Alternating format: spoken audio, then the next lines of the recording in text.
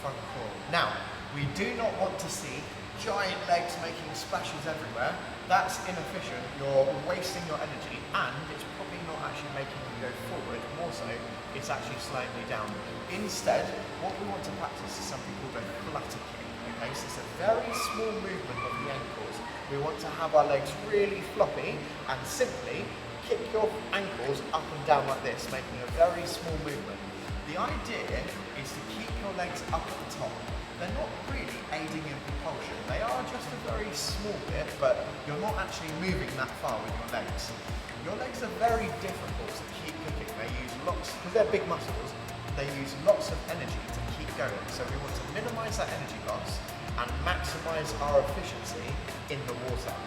The best way to practice these legs is to grab yourself a kickboard. They're cheap, they're about 15 pounds on Amazon. Give it a hug and lean back. You can practice it actually on your back, and it's going to help you in front crawl. So have a look at my feet. We'll show you several different angles, but essentially it's a very small kick, not really making any splashes. Okay, so floppy ankles, very small kick. Nice and slowly. You can even have your head back to aid in floating. Practice this as much as you can. Here's an underwater shot of this flutter kick, and you can see that my legs are floppy, my ankles are not stiff, and as we pan round you can see that my legs are quite high in the water, so nice and relaxed, keep your legs up at the top. So, after practicing that for a couple of lengths, grab the same float, we're going to practice it on our front. So, fingers on top, thumbs on bottom, and point that float over to where you're going. Now, if you're an advanced swimmer, you can put your face in the water and say, breathe every 3 seconds or so. If you're new to swimming or you're improving swimming, keep your face above the water. It's going to be slightly more difficult for you to float because you don't really want to lean back. So try and lean forward as much as you can, put your chin in the water. Okay?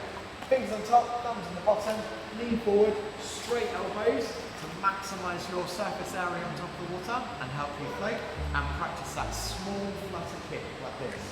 Ready? Kick, kick, kick, kick, not making any splashes. Small flutter kick. Combine this flutter kick practice with a push and glide. You can see here that I'm pushing off underwater. You can of course practice this at the top with a float. Check out our push and glide video to see this in action. After a couple lengths of that, of you practicing that flutter kick on your front, you can, if you're an advanced swimmer, ditch the float, practice your front crawl and have that flutter kick in your mind. If you are new to swimming or you're improving your swimming, keep the float and you can practice using your arms like this. 1, 2, 3. With that flutter kick, you can introduce your face in the water and breathe every 3 strokes. We'll get more onto that in a separate video, but that flutter kick should always be in your mind. Practice it for as many lengths as you physically can until you get tired, to really embed that motion in your mind and body, and then it will just become second nature.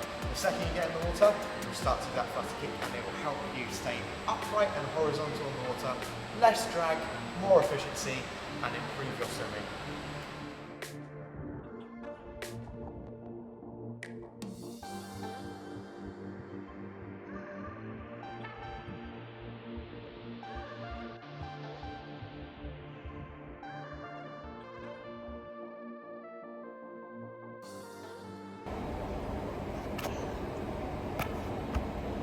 Hi.